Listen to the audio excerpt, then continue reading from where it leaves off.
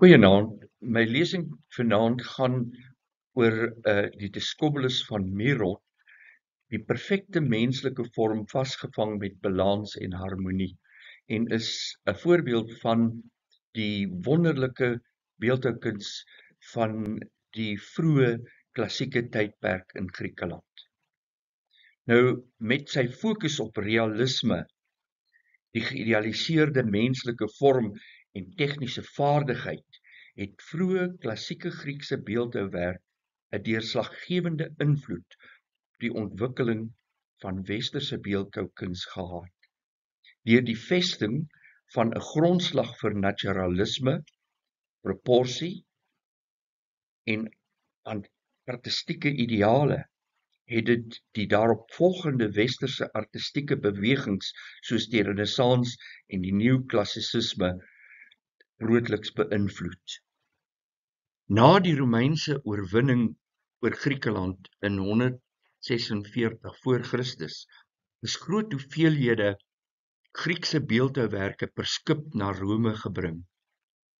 Ongelukkig het die meeste van hierdie vroeë klassieke Griekse bronsbeeldhouwerke nie behoue gebly nie.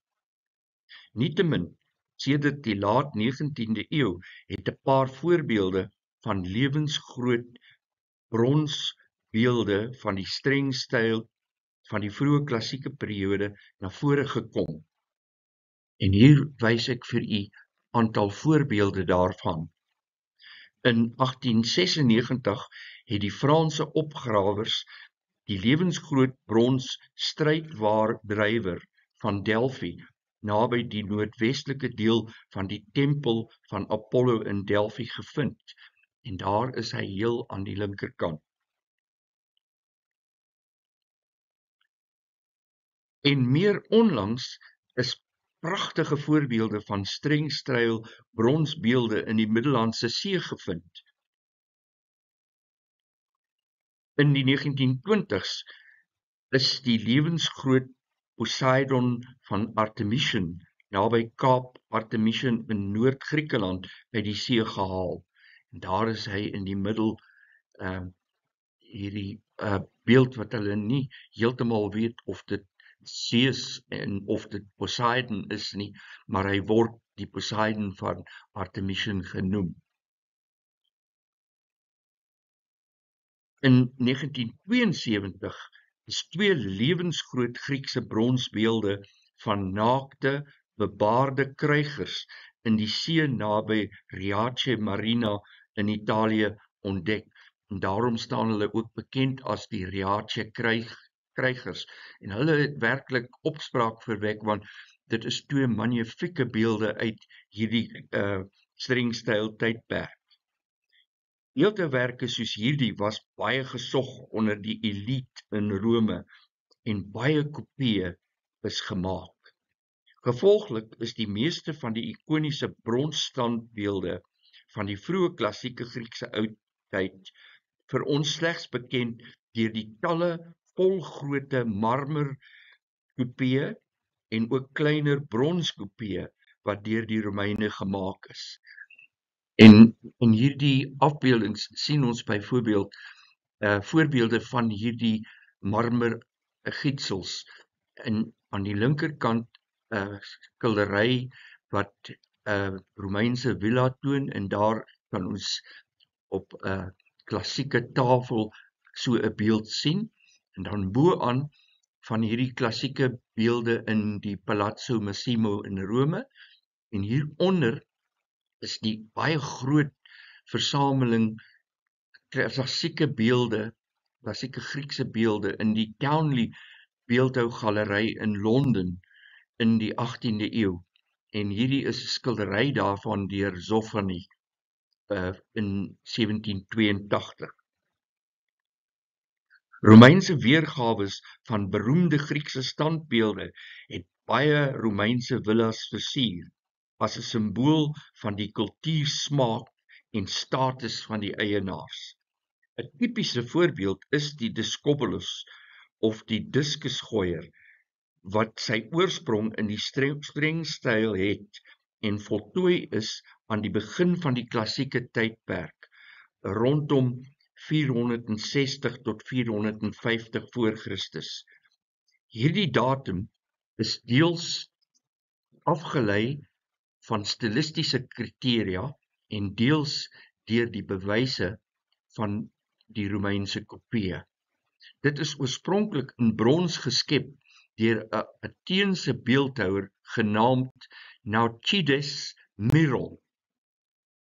En daar aan die regterkant sien ons 'n denkbeeldige voorstelling van Myron met sy brons Discobolus.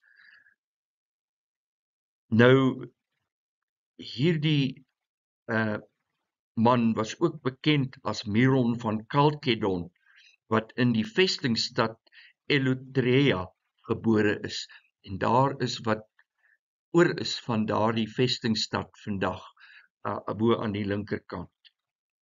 Myron was 'n ouer tydgenoot van Phidias en Polykleitos, twee van die beroemdste klassieke Griekse beeldhouers, en soos hulle 'n student van Ageladas. Die oorspronklike bronsbeeld van die diskusgooier was ongeveer 1,56 meter hoog, wat die figuur lewensgroot gemaak het. Myron se oorspronklike Discobolus het tydens die Romeinse tyd verdwyn. Dis waarskynlik gesmelt, vernietig tydens die inval van die barbare in Rome, maar nie voordat baie kopieë daarvan gemaak is nie. Tot op hede bestaan daar 8 volgrootte Romeinse marmerkopieë van die Discobolus wat bewaar word. En daar wys ek vir u hoe hulle almal lyk. Heel aan die linkerkant, die eerste is die sogenaamde Lancelotti Discobolus, dan die Townley Discobolus, die Castel Porziano Discobolus, die een in die Vatikaan, wat die Vatikaan Discobolus is, die Diomedes Discobolus, Endymion Discobolus in die Uffizi in Florence, en dan 'n beeld van 'n gevalle krygenaar, 'n kryger, wat eintlik 'n Discobolus figuur is, wat so verander is in die Capitoline Museum in Rome. En van al hierdie is sekerlik die Lancelotti Discobolus die belangrikste. Die vroegste Romeinse Pariese marmerkopie wat ontdek is, staan bekend as die Palombare of Lancelotti Discobolus en dateer uit die 2de eeu na Christus. Dit is tans in die Museo Nazionale Romano in Rome en is waarskynlik die mees volledige en akkurate kopie wat ooit gevind is. Dit is die enigste kopie waarin die kop heel saam met die liggaam gevind is en is dus die enigste een in die oorspronklike houding waar die atleet agtertoe kyk. Daar aan die linkerkant is die Discobolus, die Lancelotti Discobolus, soos hy in die Museo Nazionale in Rome is. Hierdie wit marmerkopie van Myron se oorspronklike brons is in 1781 ontdek in een van die paleise van die aristokratiese Massimo-familie, die Villa Palombara, en daarom word hy ook die Palombara Discobolus genoem. Dit was op die Esquiline-heuwel in Rome. Op 24 Maart 1781 het Thomas Jenkins geskryf. Hy was 'n Engelse handelaar. En ek haal hom aan. In die Villa Palombara naby Santa Maria Maggiore het die Marchese Massimo pas pragtige standbeeld van 'n diskusgooier in 'n uitstekende toestand en 'n heel nuwe houding gevind. Die meeste antieke marmerbeelde wat in Rome uit die grond gegrawe is, was dikwels in 'n swak toestand, gebreek, beskadig en verbleik, bedek met die vullis van eeue. Dit moes behoorlik skoongemaak en gerestoreer word, dikwels met antieke en ook telkens met nuwe toevoegings. Gelukkig is die Lancelotti Discobolus in 'n redelik goeie toestand gevind en het dit steeds deel van sy oorspronklike voetstuk gehad. Die dele wat herstel moes word, was die vingers van die linkerhand, gedeeltes van die regterbeen, die linkervoet en die voetstuk. Die linkervoet was erg beskadig en tydens die restaurasie is die boonste deel van die tone glad nie gevorm nie en die voet is baie groter gemaak as die regtervoet wat oorspronklik is. Die skoonmaak en restaurasie is deur Giuseppe Angelini gedoen voordat die standbeeld in sy kamer in die Romeinse Palazzo Massimo alle Colonne geplaas is.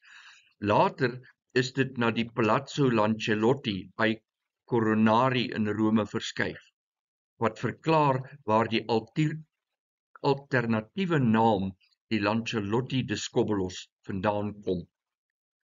Die Romeinse etser Tommaso Piroli, wat van 1752 tot 1824 geleef het, het 'n tekening van die beeldhouwerk gemaak net nadat dit in 1781 gerestaureer is. En daar aan die regterkant sien ons Tommaso Piroli se tekening, sy ets daarvan. En bo-aan sien ons daar staan Massimo Discobolus. Die Discobolus, en hier aan die linkerkant is 'n moderne brons weergawe van hoe dit oorspronklik moes gelyk het, en aan die linkerkant sien ons verskillende aansigte van hierdie beeld. Hierdie Discobolus toon 'n fisiese aantreklike jong manlike atleet, vasgevang in die aksie van die gooi van sy diskus. Wanneer mens die standbeeld van die kant af bekyk, draai die bolyf na regs met 'n swaai van die middellyf, terwyl die bene in profiel bly. Die gespierde, naakte atleet staan gereed om sy diskus te gooi, terwyl hy na agter na die diskus kyk. Sy bolyf en kop is na die kyker gedraai. Sy gewig is op sy regterbeen en sy linkerbeen word teruggetrek. Hierdie kontraposte houding, wat subtiel die atleet se gewig van die een been na die ander verskuif, gee die indruk van beweging en voeg 'n element van realisme by die kunswerk. Sy regterarm en sy regterhand, waarin hy 'n groot diskuskyf vashou, is hoog opgelig. Sy golwende hare, en dit sien ons hier duidelik in hierdie naby aansig aan die linkerkant, is kort gesny. Sy gelaatstrekke is kenmerkend van die vroeë klassieke styl, met amandelvormige oë, met dik ooglede, vol lippe en 'n kalm uitdrukking. Die spiere en ribbekas is goed gedefinieer, soos ons hier aan die regterkant kan sien. Net soos die spiere en are van die atleet se regterhand, waarin hy die diskus vashou. En dit sien ons duidelik daarbo, in daardie regterkantste afbeelding. Kyk hoe pragtig word die are weergegee in die marmer daarso. Alhoewel hy in 'n spanningsvolle moment verkeer, is sy gesig en liggaam ongewoon ontspanne en rustig. Ek wil die Lancelotti kopie in meer besonderhede bespreek, omdat dit die naaste is aan die verlore brons oorspronklike, op grond van die styl van die kop, die uitvoering van die besonderhede, die definiering van die anatomie en die ruimtelike konsep in 3 dimensies. Ons weet dat die Lancelotti Discobolus 'n akkurate kopie is van die oorspronklike Miron beeldhouwerk uit 'n gedeelte in die Philosuides van die Romeinse retoricus en satiricus Lucianus van Samosata, ongeveer 125 tot ongeveer 180 na Christus, waarin hy die oorspronklike brons Discobolus beskryf met sy kop wat na die diskus gedraai is. In 'n dialoog tussen 2 karakters, Tychiades en Philocles, lees ons, en ek haal aan uit hierdie dialoog: bedoel jy die diskusgooier, die een wat vooroorbuig asof hy besig is om te gooi, met sy kop agtertoe gedraai na die hand wat die diskus vashou en met een been effens gebuig asof hy enige oomblik kan spring? Nee, nie daardie een nie, antwoord hy, want die diskusgooier waarvan jy praat is die een van Miron se werke.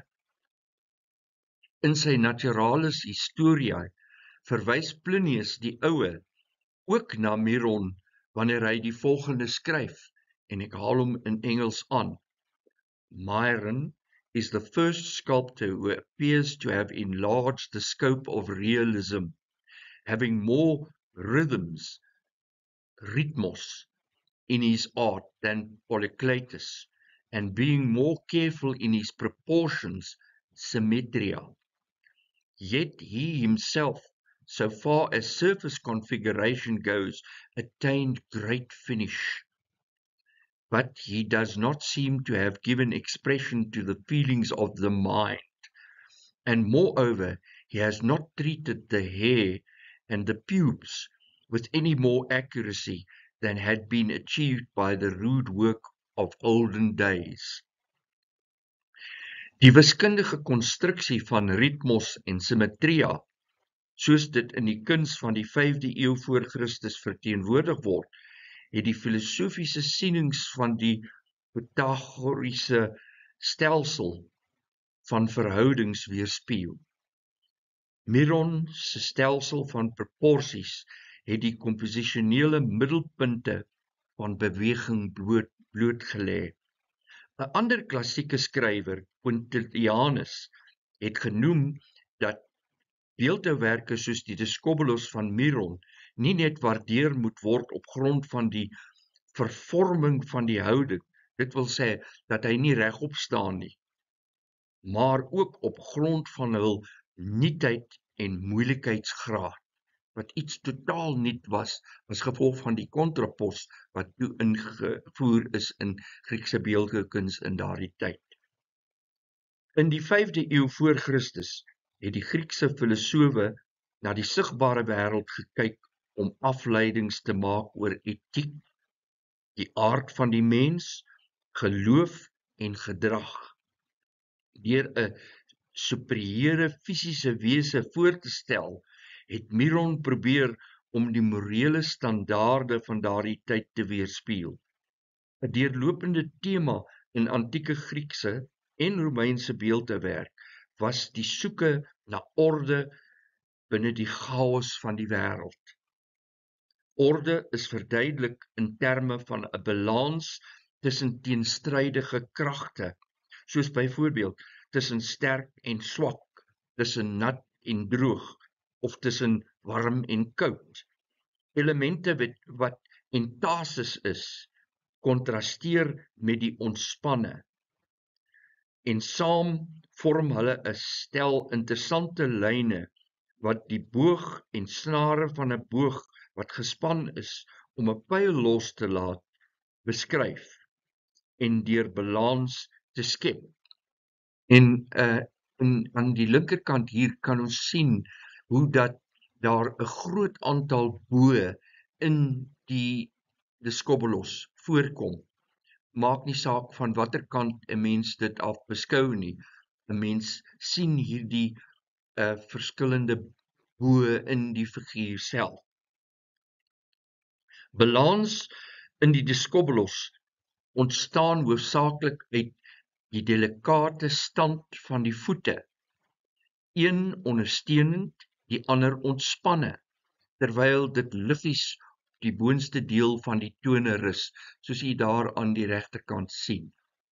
Kyk hoe pragtig word daar die voete uitgebeeld, die een wat ontspanne is, die ander wat baie ondersteunend is van die liggaam. Terwyl Miron se Discobolos 'n definitiewe stelering van die torso se spiere en tweedimensionele komposisie wat aan hoogrelief herinner, uit die strengstyl behou is die illusie van beweging en die anatomiese detail van die figuur reeds die eerste aanduidings van die skoonheid van die Griekse klassisisme.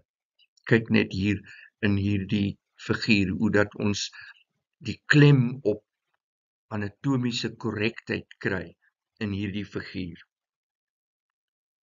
Die beeldewerk is nie die voorstelling van 'n werklike diskusgooi poging wat in die middel van aksie bevries is nie, maar 'n kombinasie van kenmerke wat 'n ideaal vir verfynde manlike skoonheid daarstel, saamgestel uit 'n reeks gebalanseerde teenstellings. Een arm strek na agter om die diskus vas te hou, terwyl die ander arm vry hang met die leë linkerhand voor die knie. Die torso is na die kyker gedraai, terwyl die bene en boude in profiel is. Een been dra die gewig, terwyl die ander vry is. Die tone van die regterbeen waarop hy staan, buig op, terwyl die tone van die ander been na onder buig. Beide stelle tone lyk asof dit saamgeperste vere is, wat gereed is om die opgeboude energie vry te stel. Miron se Discobolos was klaarblyklik die eerste volskaalse standbeeld wat die geboue liggaam sonder vervorming uitgebeeld het. Miron se Discobolos illustreer nie net die ideaal van Griekse skoonheid nie, maar vergestalt ook die Griekse filosofie van die harmonieuse ontwikkeling van liggaam en gees, gebaseer op die konsep van kalokagathia, waar fisieke skoonheid en krag gevier word as integrale komponente van 'n deegsame lewe. Die liggaam van die Discobolos is harmonies en in verhouding volgens die reëls van die tyd. Dit weerspieël die edelheid van die siel en die deugdes van die atleet, wat daarna streef om homself te oortref en die gode te ewenaar. Maar Miron se diskusgooier is nie net bewonder oor die manier waarop dit beweging en aksie in 'n enkele houding voorstel nie, maar ook omdat dit die Griekse ideale oor verhouding, harmonie, ritme en balans vasvang. Dit weerspieël daardie siening van 'n edele gees in 'n edele liggaam. Baie geleerdes het 'n reliefagtigheid in die beeld gesien, omdat 'n gebrek aan diepte in die figuur verduidelik word wanneer die kyker direk in die lyn van aksie staan. Met ander woorde, as ons hom soos hier aan die linkerkant uit hierdie hoek bekyk soos wat hy daar voorgestel is, dan lyk hy tweedimensioneel. Ongelukkig het hierdie siening of prentagtige beeld van die standbeeld se houding, met die klem op die unieke houding van die jong man wat homself inspann om die skuif te gooi, met verloop van tyd die middelpunt van aandag geword wanneer die kunswerk beskou is. Die gevolg was dat die oorbekende of die profielbeeld, soos ons hom daar sien, van die beeldhouwerk, die wyeer betekenis en kompleksiteit van Miron se bydrae oorheers het. Van die 8 volgrootte marmerkopieë van die standbeeld wat bewaar gebly het, word net die Lancelotti Discobolus en die Castel Porziano Discobolus in die Museo Nazionale Romano in Rome so uitgestal dat dit reg rondom gesien kan word, terwyl die ander, insluitende 2 van die beter voorbeelde, die Townley Discobolus in die Britse Museum in Londen en die Vatikaanse Discobolus in die Sala della Biga van die Vatikaanse Museum voor 'n muur uitgestal word, wat dit onmoontlik maak om rondom hulle te beweeg. En daar sien ons die Castel Porziano en Lancelotti beeldhouwerke wat los op 'n voetstuk uitgestal word sodat mense rondom hulle kan loop. Maar hier waar ons die Townley Discobolus in die Britse Museum sien, is hy teen 'n muur uitgestal en so ook die Vatikaanse Discobolus. Die verwarring tussen die sterk verhalende element van die standbeeld en sy plastisiteit het die mees fundamentele probleem in die studie van die Discobolus geword, omdat dit veroorsaak dat die werk meestal as tweedimensioneel beskou word. Wanneer dit net vanuit een hoek beskou word, is die ontwikkeling van diepte in die standbeeld beperk, as gevolg van die aard van die unieke houding daarvan. Wanneer ons antieke terme soos ritmos en symmetria, wat ek reeds genoem het, ondersoek, word ons bewus van betekenisvolle interpretasies van die konsep beweging in die Discobolus en kom ons tot die besef dat daar 'n innerlike spanning in antieke Griekse kuns is. Die Discobolus van Miron is nie net 'n voorstelling van die menslike liggaam in aksie nie, maar dit is ook 'n intellektuele werk. Deur sorgvuldig na die detail van die Lancelotti Romeinse kopie te kyk, sal dit nie net help om 'n idee te kry van hoe die oorspronklike brons diskusgooier beeld gelyk het nie, maar dit kan ook lig werp op Miron se meesterlike begrip van die verhoudings en anatomie van die menslike liggaam. Die styl van die kop van die Discobolus, en daar is die beeld weer, wat terugdraai na die hand wat die diskus vashou, stem noukeurig ooreen in uitmuntendheid en fyn uitvoering met vroeë klassieke weergawes. Die figuur se hare is kort en vorm die skedel, wat 'n oorblywende kenmerk van die streng styl is. Die klein knoppe op die voorkop, wat ons duidelik daar sien, is gebruik om 'n toestel te pas vir die maak van die marmerkopie. Dit was dus nie oorspronklik in die bronskopie nie. Ons sien dat die gesig redelik breed is en die kontoure is sag met 'n vol afgeronde boog onder die ken. Die voorkop is redelik laag en steek effens na vore uit. Die wenkbroue is duidelik gedefinieer en staan effens uit om lang, delikate boë te vorm. Die oë is groot, amandelvormig en baie goed gemodelleer en die oogballe bult effens uit. Die ooglede is swaar en die neus het 'n hoë brug. Die wangbene is nie prominent nie en die regterwang is op 'n hoër vlak gemodelleer as die linker. Die lippe is vol en die skeiding tussen hulle is sterk gemodelleer deur 2 krom boë.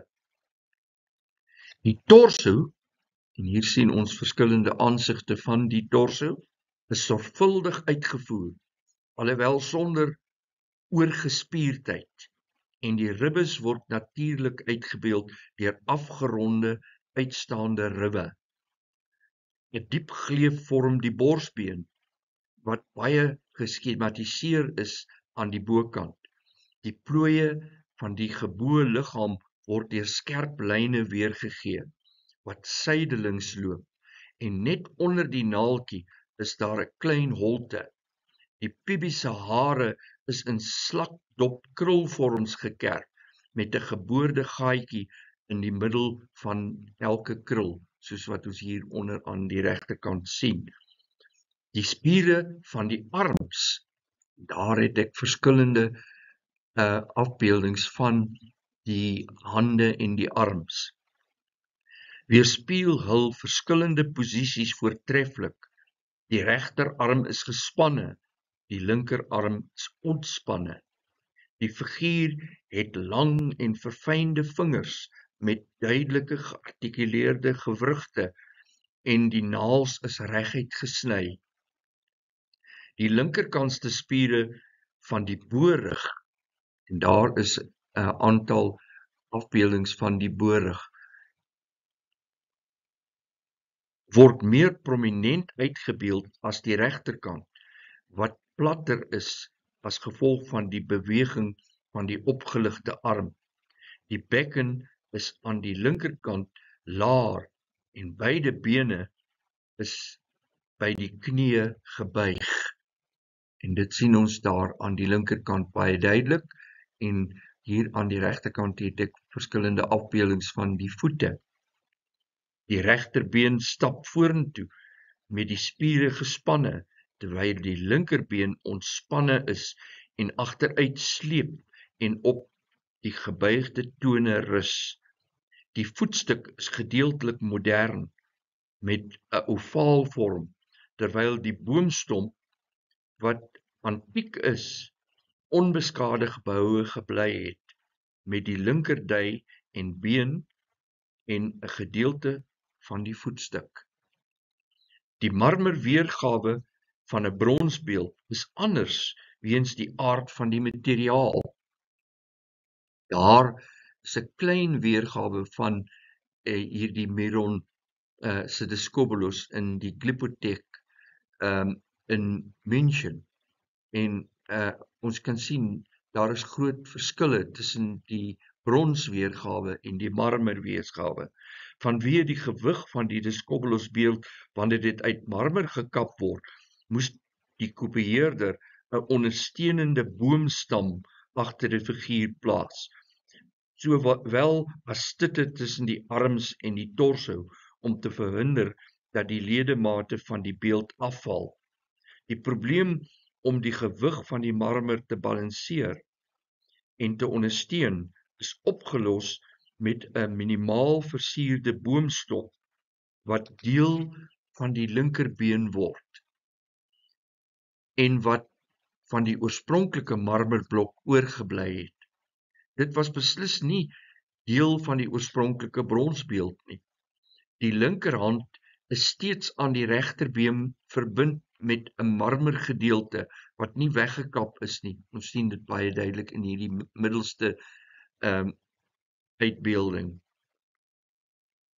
In die marmerbeeld sien ons duidelik hoe die uitdraai van die pelvis in die Lancelotti-kopie verberg word deur die boomstomp aan die kant, daar aan die regterkant bo.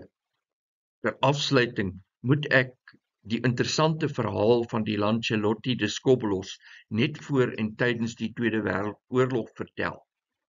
Teen die middel van die 1930s het die familie Lancelotti Massimo finansiële probleme gehad en verklaar dat hulle hul Discobolus vir die reuse bedrag van 8 miljoen lire wou verkoop. Die Metropolitan Museum of Art in New York was geïnteresseerd, maar het gedink die prys was te hoog. Adolf Hitler was betower deur die standbeeld en het in 1937 met onderhandelinge begin om dit van die fascistiese Italiaanse regering te koop.